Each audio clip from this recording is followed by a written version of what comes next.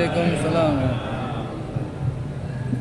Bismillahirrahmanirrahim. Walhamdulillah, salatu wassalamu ala Rasulillah wa ala alihi wa sahbihi wa azwajihi wa dzurriyyatihi wa ahli baitihi wa man tabi'ahum bi ihsanin ila yaumil qiyamah.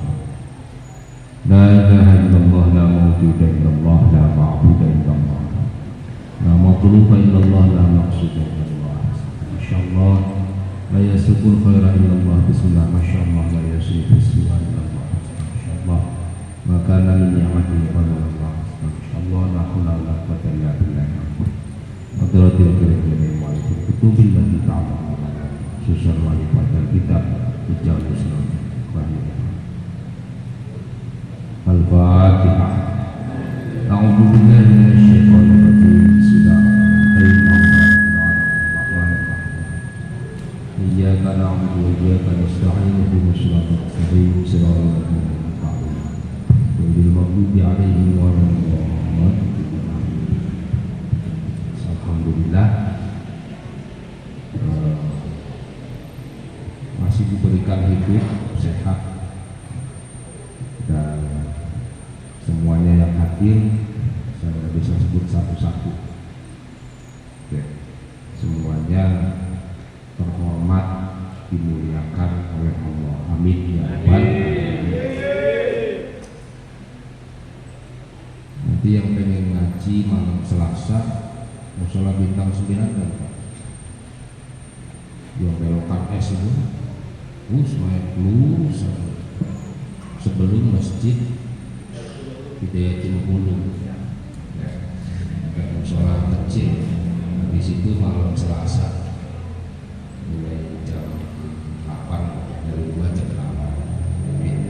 Di sana kita sedang mengkaji kitab Arba'in Nawawi dan Minhajul Abidin Imam Ghazali. Moga itu boleh hadir ke sana. Baik, ini ngaji Lailatul Istimewa. Kalau yang ini tepatnya nggak bisa tenang. Jadi kalau pengurus mau pesan bulan depan di sini lagi, maaf nggak bisa. Kami harus beli sak kelurahan. Jadi kalau ingin lanjut ikut ngaji ya ikut di acara seperti ini. Sampai di mana? Wa ba'du. Ya. Bismillahirrahmanirrahim. Wa malikul mulk rahimahullah ta'ala wa ba'du. Dan setelah alhamdulillah, bismillah, alhamdulillah, sallallahu alaihi wasallam. Falamma ra'aitu, maka ketika melihat aku, kata Muslim kita memiliki yang maksud karyanya. Ini kita bagi jamaah masjid bukan karya orang Arab. Ini karya ulama asli di Indonesia, asal Yogyakarta. Beliau karena itu dari Kiai Haji Muhammad Munawir dan pesantren rakyat Yogyakarta. Itu pesantren tertua di daerah Jogja, didirikan tahun 1911. Ini menarik ya. Jadi kita orang Indonesia asli yang bahasa hari-harinya bahasa Jawa, tapi bikin kita bahasa Arab. Jadi kemana-mana saya selalu promosikan, banggalah menjadi warga negara Indonesia yang yakin sama ulama Indonesia. Orang Indonesia itu kan kalau urusan agama kayaknya Timur Tengah. Di sini banyak kiai-kiai kaliber internasional. Di Banten dulu ada Syekh Nawawi, di Padang malah ada kiai besar Muslim dunia, ilmu sangat seluruh dunia, ke Syekh Yasin Al-Qadami.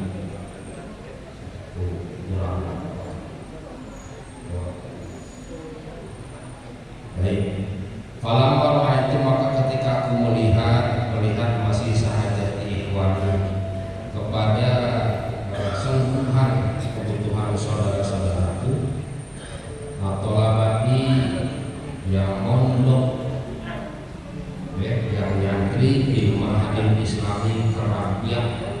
di pondok pesantren Rakyat Jogja, khususnya pada khususnya ini dan umumnya dimanapun santri. Min amsali dari yang seperti aku, jadi kiai tapi masih merasa santri, sama-sama lah santri kayak aku. Al-Qasirina yang pendek akal, gak pinter atau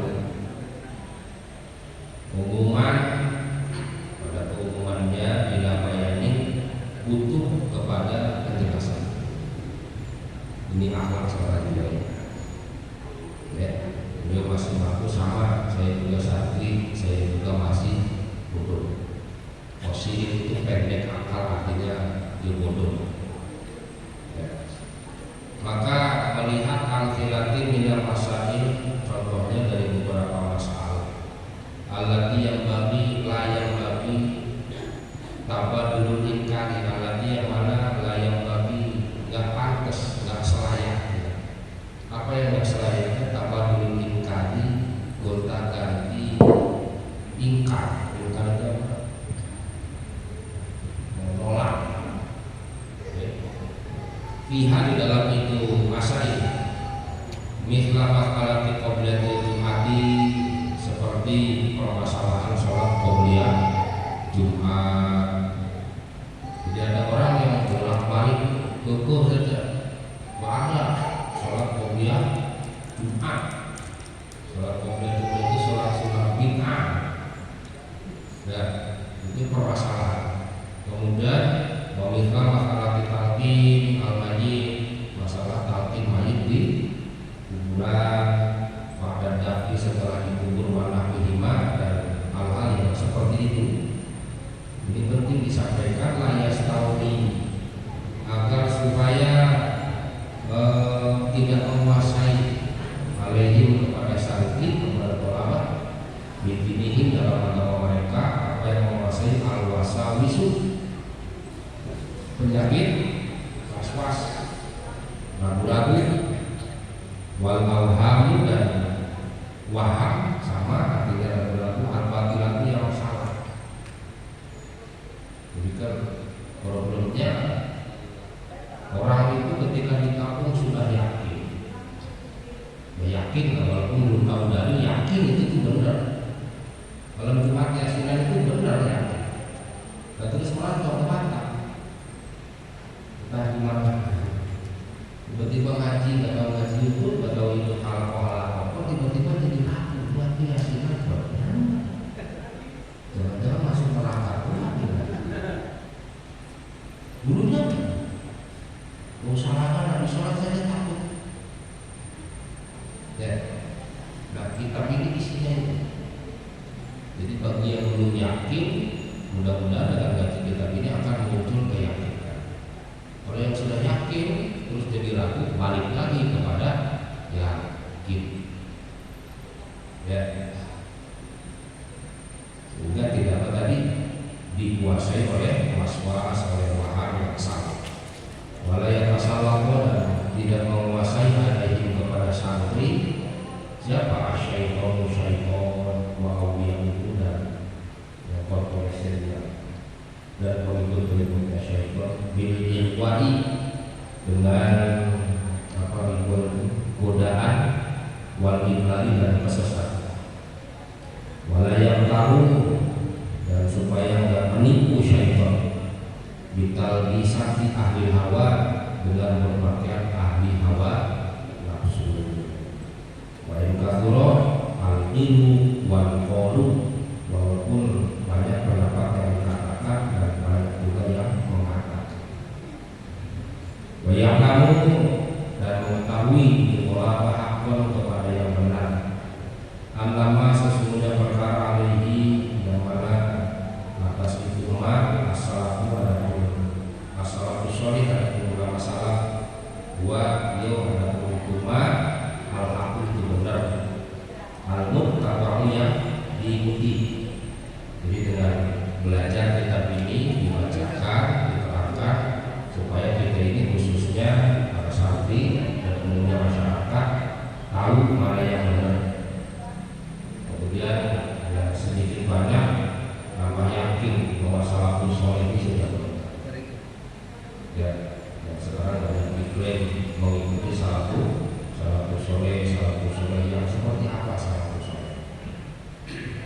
Wa al-haqu al-mutabau dan harus diikuti. Wa madza ba'dal haqqi illa dhalal, wa madza ba'dal haqqi maka tidak ada setelah hak kecuali dhalal. Dhalal itu melenceng dari jalur benar. Itu namanya dhalalah. Kalau berada di jalur yang benar namanya hidayah. Jadi lawan dhalalah adalah hidayah, lawan dhalul adalah huda. Oke? Adapun pelencengannya ada yang melenceng jauh, ada yang melenceng sedikit, balik lagi. Ya, subuh kesiangan berarti sedang dhalalah. Oke, subuh kecopetan berarti kesiangan. Tiga sudah subuh, itu juga lagi dhalalah. Kalau Jumatan tidur di situnya nantinya jadi bingung dhalalah atau hidayah. Mau dibilang dhalalah mau Jumatan, mau dibilang Jumatan. Maka melihat permasalahan seperti ini, kata musannif, jamaktu bihadza kitab, jamaktu aku mengumpulkan bihadza kitab dalam kitab ini, mengumpulkan ma kepada perkara. Oleh yang mengatakan hu kepada ma siapa ashabul ulama, para tokoh-tokoh ulama al-a'lami yang terkenal, wal akabiru rijalil islami, dan juga terdapat para pembesar tokoh-tokoh Islam. Karena la sabila, tidak ada jalan limisli untuk orang seperti aku, al-qasiri yang bodoh di hadal amri untuk urusan seperti ini, illa jam'a kecuali mengumpulkan, wal naqla dan menukil, menyalin min ibaratiha ulamil kiram, dari pelajaran-pelajaran para ulama yang mulia. Ini kelas kiai yang selanjutnya puluhan ribu, bahasanya ya, orang kayak aku itu bisa apa sih, paling cuma mengumpulkan pendapat para ulama, terus aku bikin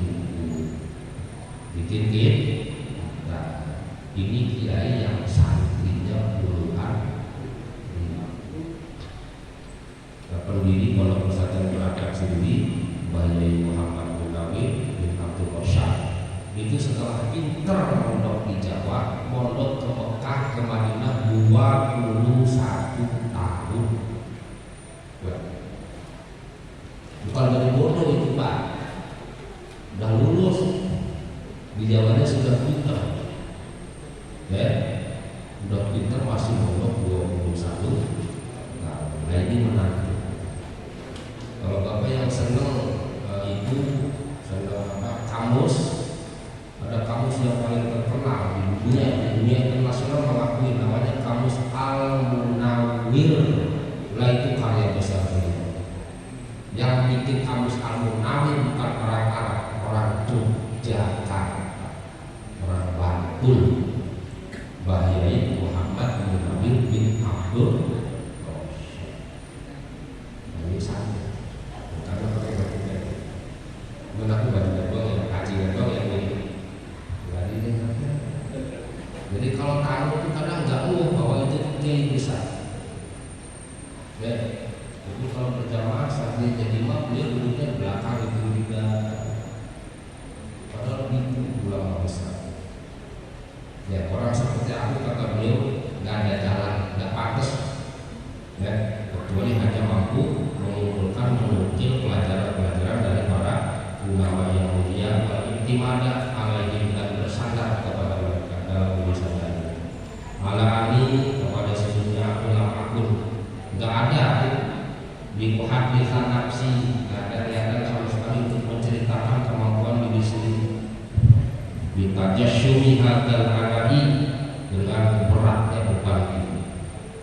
Jadi beliau merasa nggak gampang untuk menyampaikan dalil-dalil kepada masyarakat karena urusannya dianggap berat. Akhirnya beliau sudah bersandar kepada salafus soleh pendapat mereka. Jadi kan sekarang udah begitu, ada yang masyarakat, ya, oknumnya, kadang yang kompak. Nih, orang kadang yang nggak jelas ilmunya apa, terus sama masyarakat diangkat tiba-tiba diberikan gelar ulama. Nggak tahu ulama nasional. Oh ya, ulama asli dari sembunyi dimunculkan oleh masyarakat, dikasih palu.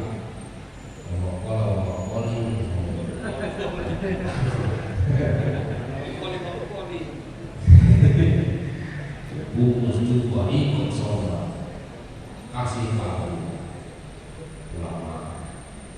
Kadang yang masyarakat biasa saja, dia yang memunculkan diri. Saya ini ulama.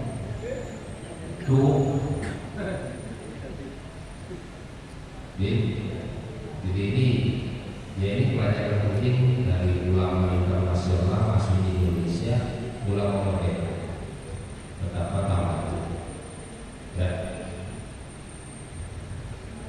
Ini di kitab ini kata beliau bukan menceritakan pendapat tersebut, maka bukannya laulah akhraja, jika tidak mengeluarkan kepada hadis yang al-Khatib al-Baghdadi, Imam Khatib al-Baghdadi fil Jami' dalam kitab Jami'-nya, wa ghairihi dan selain Imam Khatib al-Baghdadi atau sesuatu Nabi sallallahu alaihi wasallam wala bersabda lagi.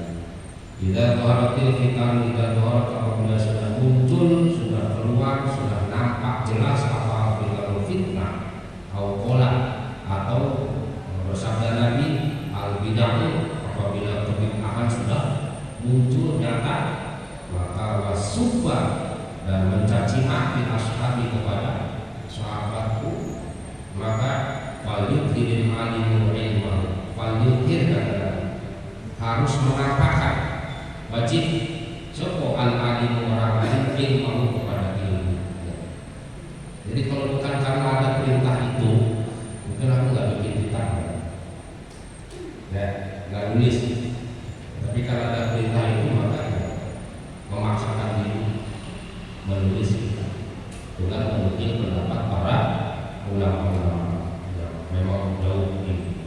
Paman maka barang siapa lam yakmal man di sini ulama, bukan kita, bukan. Paman maka barang siapa ulama yang lam yakmal yang mengerjakan dan melakukan dari kepada yang diri alim, dia pintar tapi diem aja, dia aja, nggak mau menampakkan ilmu sementara fitnah sudah menyebar kemana-mana, maka layak fa'alaihi laknatullah, itu ulama kayak ini berhak mendapatkan laknatullah. Apa laknat? Jauh dari rahmat, dijauhkan dari rahmat Allah, karena itu wal malaikati, dan dilaknat sama malaikat, wal manusia dan manusia secara keseluruhan. Bahkan layak baru gak akan terima siapa Allah minggu dari malam yang sopan dan menerima kepada ibadah wajibnya, malah dan menerima kepada ibadah sunnahnya. Itu ini yang jadi ketakutan beliau. Aku yang bodoh, tapi kita sudah terjadi di mana? Karena kata sakti aku ini kiai, kata masyarakat aku ini ahli, akhirnya sudah dibuatkan kita. Dengan bersandar kepada fatwa-fatwa ulama-ulama yang sudah Wama dan hadis Nawawi yang diriwayatkan kepada Mas'ud Hakim Hakim dari Abbas radhiyallahu ta'ala anhu, dari Ibnu Abbas radhiyallahu ta'ala anhu, dari Nabi sallallahu alaihi wasallam qala ma dhahara, tidaklah muncul siapa ahli bid'ah illa kecuali al-haro akan memunculkan sebuah Allah fihim, di dalam ahli bid'ah, hujjahnya Allah ala lisanimah, melalui lisannya ulama syak yang menghendaki Allah min khalqihi, dari makhluk.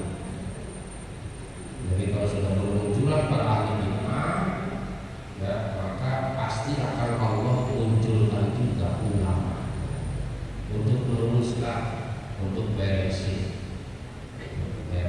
Termasuk macam ahli bid'ah adalah orang yang hobi membid'ah. Nah, itu. Kadang tetangga jenengan itu nggak sadar, hobinya salah dipaksi bid'ah, dulu ahli bid'ah. Padahal orang yang senang dulu ahli bid'ah itu juga termasuk ahli. Jadi tolonglah sesama ahli bid'ah jangan saling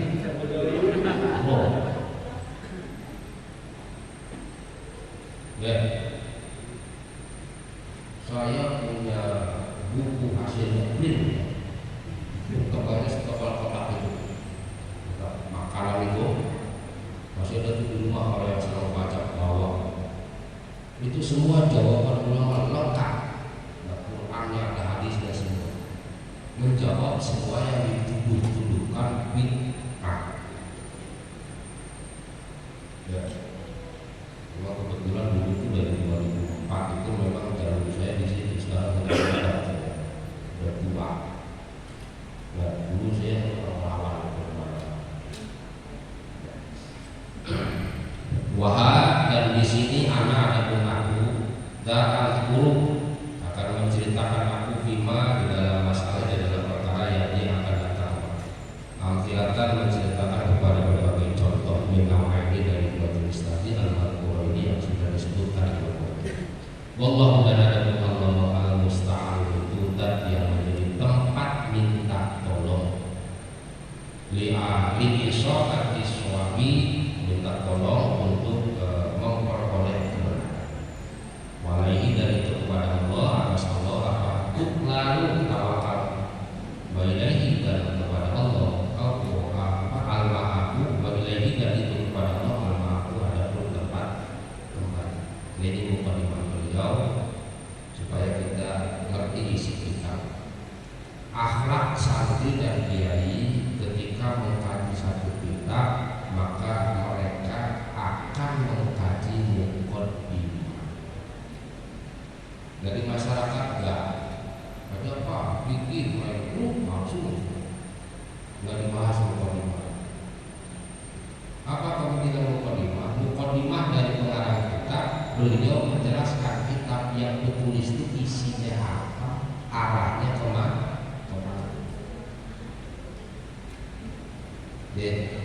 Bahkan ada kaidahnya, inna mabadi likulli fanu asyar. Pendahuluan setiap fan ilmu itu ada 10. Mukadimah itu masuk di situ. Al-Had wal Mawtu Masalah. Saya kasih contoh. Di masjid ini ada pengajian. Ngaji rutin ada? Belum.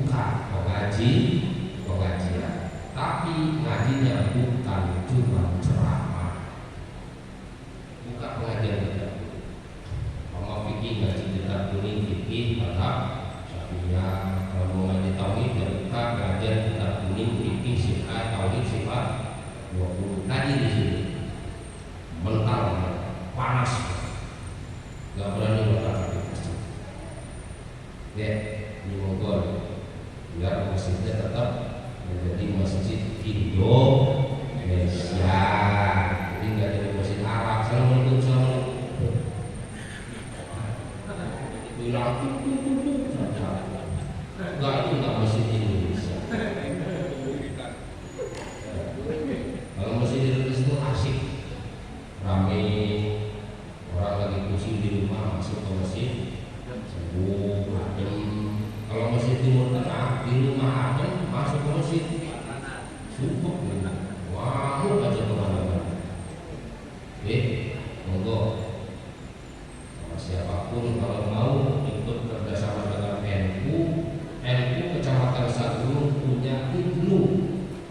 tingkatan dari Nahdlatul Ulama itu syarat menjadi anggota itu harus lulusan pesantren, bisa baca kitab kuning. Sekarang kurang lebih ada 58 anggota. Monggo mau kaji ilmu apa? Yang penting jangan pesantren. Ya, Poli, Ardo, semua kumpul. Saat kecamatan Sambung, saat Batam cuma Sambung yang punya. Bangga jadi warga Sambung. Bahkan bukan Batam, se-Indonesia satu-satunya lembaga yang punya nama itu anak dari MPC hanya Sagulung. Dikumpul Pak. Kemarin meninggal satu.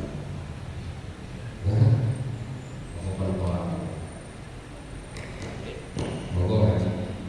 Ya, alhamdulillah mudah selesai. Mudah-mudahan istiqomah semuanya.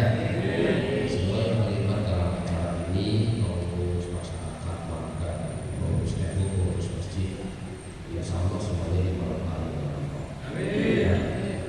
Dan aku menjadi santrinya Pak Kiai Hasyim Asy'ari. Siapa yang mau ngurusi NU, aku anggap santriku dan aku doakan anak turunannya husnul khotimah.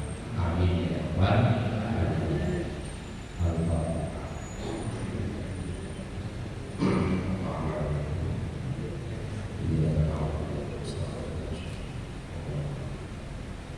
Jangan malas ngaji ya Pak Bu. Yo, saya di Batam jadi kiai sejak 2003 sampai sekarang masih ngaji.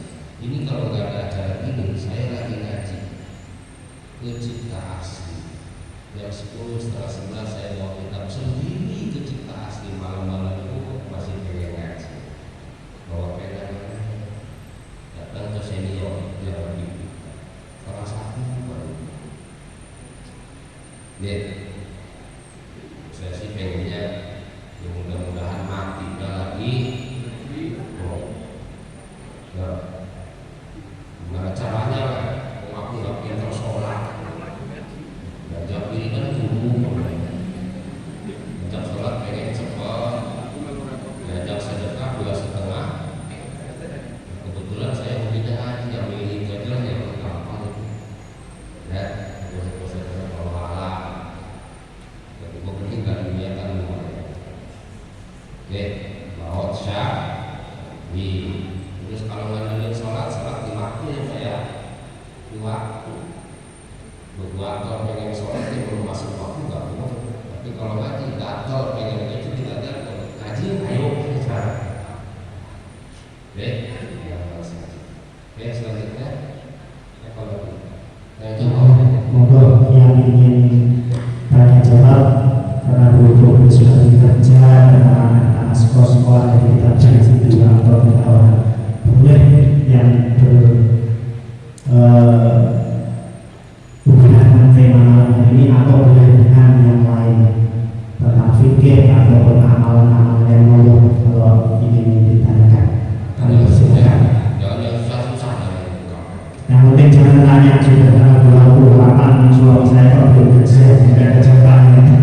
Monggo, yang mau tanya.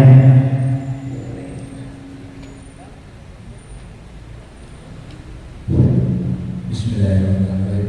Assalamualaikum warahmatullahi wabarakatuh. Langsung aja Kiai, saya mau nanya maksud dari Kiai tadi yang dibilang Masjid Timur Tengah itu apa, Masjid Indonesia itu apa. Saya kok malah ingat ada kata-kata itu Islam Nusantara. Tolong penjelasan Kiai. Sekian, assalamualaikum warahmatullahi wabarakatuh. Waalaikumsalam. Di setiap daerah punya adat istiadat kebiasaan masing-masing. Tidak terkecuali di negeri kita. Itu punya adat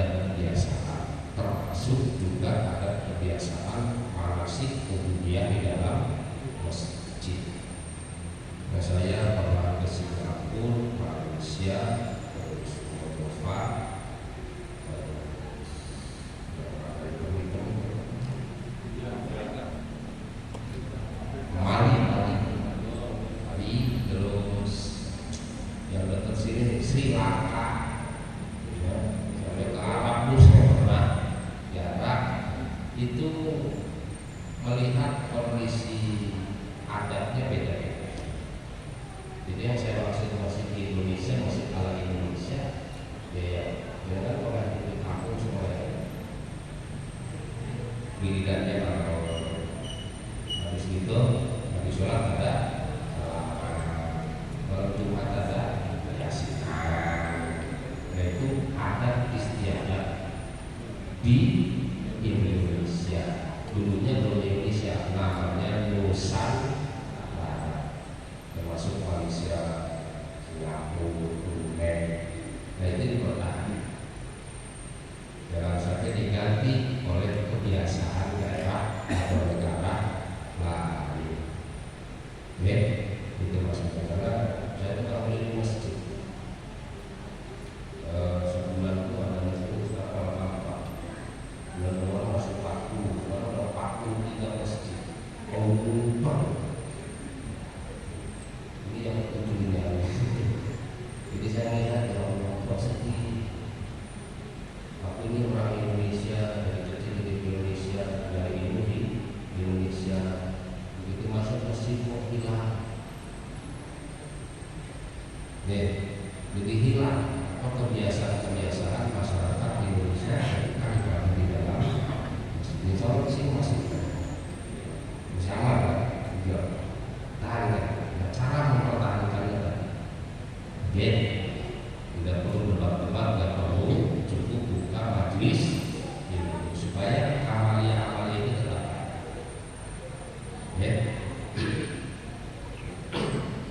Yang lain ada Satu lagi ya. Ini mungkin ada sentilan di masyarakat kita ya. Mungkin sebelum saya bertanya, dulu waktu kita di kampung belajar ngaji, belajar sholat, bahwasanya guru-guru kita sebelum kita mengerjakan ibadah, terutama ibadah sholat, baca dulu niatnya. Istilah baca dulu niatnya itu kita mau baca melalui lisan ataupun hati, itu tidak masalah. Tapi belakangan ini kita sering mendengar bahwa yang namanya niat itu harus dilafalkan di hati. Itu yang menjadi pertanyaan dari saya. Apakah kalau kita melafalkan niat melalui lisan, apakah itu tidak sah? Apakah harus kita melafalkan niat dengan hati baru ibadah kita sah? Mohon Kiai petunjuknya.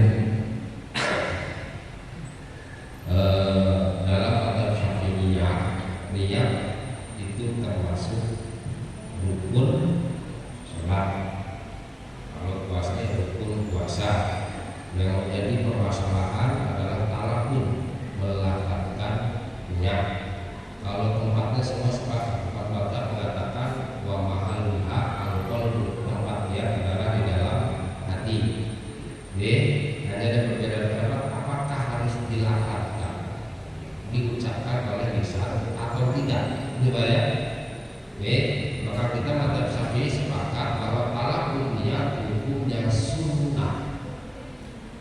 Ketika mendengar materi kata sunnah, jangan terus pikirannya ke sunnah Nabi. Apakah Nabi mengucapkan itu? Gara-gara ada kalimat sunnah.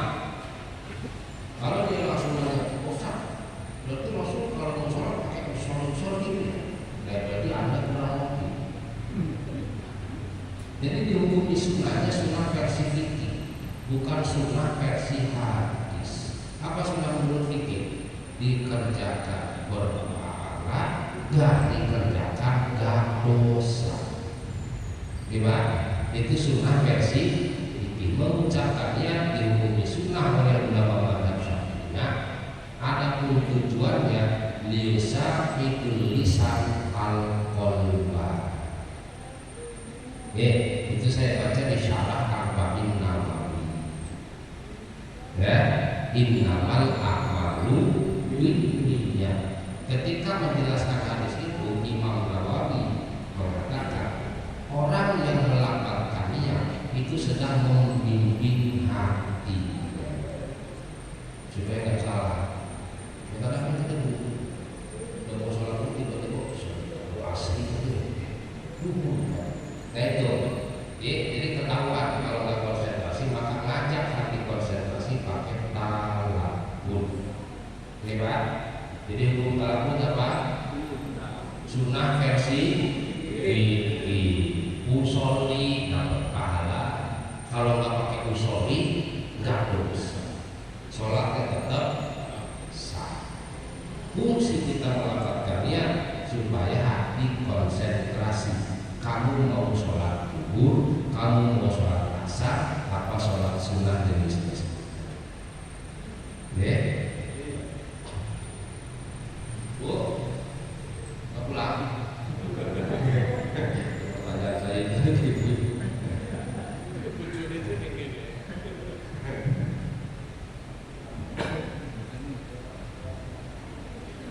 Ayo kalau ada satu lagi terakhir. Terakhir ya, insya Allah dari saya atau dari kawan-kawan. Ini yang menjadi masalah hadroh atau bunyi-bunyian. Oh iya. Kalau menurut saya mungkin dulu dari guru-guru kita di kampung kan, kalau bunyi-bunyian itu tergantung dari syairnya. Kalau syairnya itu maksiat, bunyinya haram. Tapi kalau syairnya itu mengagungkan nama Allah, Nabi kita, insya Allah barokah. Nah, pertanyaannya hadroh ini kita kadang ada sentilan juga dari saudara-saudara kita itu nggak boleh dibunyikan dalam masjid. Mohon kiai tunjuknya. Iya. Jadi alat lahi. Kalau menuju kitab surat topik ya sadis. Alat lahi haram kan gitu. Kadang yang teriak-teriak itu ngajinya baru sampai surat topik. Belum naik kitabnya. Ngaji baru surat topik, belum khatam mulutnya gitu. Terus kemudian jadi kiai, hanya dua laksa belum tahu. Nah, padahal ngaji nanti itu kebolehan alat lahi digunakan satu jika menambah kekhusyukan, menambah kecintaan bukan kepada pasangan, kecintaan kepada Allah, kecintaan kepada Rasul. Ini Pak, jadi betul tadi kalau pulangkan saja dulu aku pada ibu, saya setuju haram. Kalau saya kurang frustasi, mama nggak dikasih nafkah, minta balik.